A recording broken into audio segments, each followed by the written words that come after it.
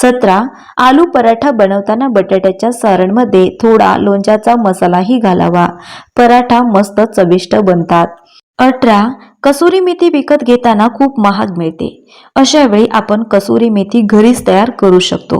यासाठी जेव्हा बाजारात मेथीची भाजी स्वस्त असते तेव्हा लाल कोराची मेथीची भाजी आणून तिची फक्त पाने खुडून स्वच्छ धुवून एका ट्रेमध्ये पसरून फ्रीजमध्ये 3-4 दिवसांसाठी ठेवावीत व ती सुकल्यावर बरणीत साठवून ठेवा आणि हवं तेव्हा वापरा. 19. केशर खूप महाग असल्याने सर्वसामान्यांना ते वापरणे परवडत नाही. अशा वेळी पुलाव बनवताना गाजर किसून भातात घालावे. यामुळे भातालाही छान रंग व चवही येईल. 20.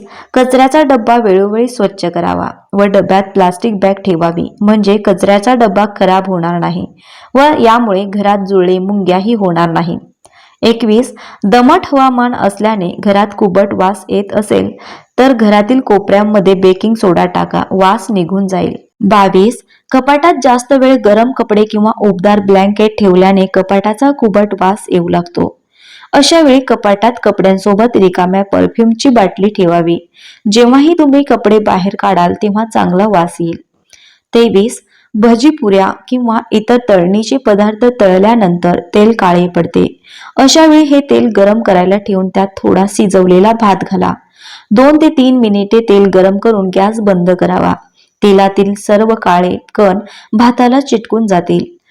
24. बेसन पीठ शिजवताना नेहमी गरम पाण्याचा वापर करावा. यामुळे पिठाच्या गुठळ्या होणार नाहीत. 25. पोहे मोकळे आणि मऊ व्हावे यासाठी पोहे भिजवताना चाळणीमध्ये भिजवा. त्यामुळे जास्तीत जास्त पाणी जाते व पोह्यांचा लगदा होत नाही.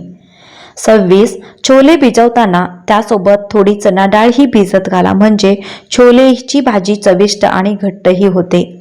27. गहू किंवा डाळी साठवण्यासाठी चुकूनही केमिकल युक्त गोळ्या वापरू नये. या गोळ्या आपल्या शरीरासाठी हानिकारक ठरू शकतात. म्हणून 100 किलो धान्याला अर्धा किलो लाल सुकी मिरची असे प्रमाण घेऊन धान्य नैसर्गिकरित्या साठवून ठेवावे. यामुळे कडधान्याला कीड लागत नाही. 28. कोणतीही भाजी चवीला तिखट झाली असेल तर त्यात थोडी बडीशेप बारीक करून टाका. बडीशेप चवीला गोड असते त्यामुळे भाजीतील तिखटपणा कमी होतो. तसेच तुम्ही भाजीचा तिखटपणा कमी करण्यासाठी दही किंवा मलाई सुद्धा घालू शकता. 29. फ्रीजचा घाणेरडा वास टाळण्यासाठी बेकिंग सोड्याची खुली बाटली फ्रीजमध्ये ठेवा. 30. कोणतीही भाजी अधिक चवदार व्हावी यासाठी भाजीला फोडणीत बारीक चिरलेली कोथिंबीर घाला. भाजी चवदार होते.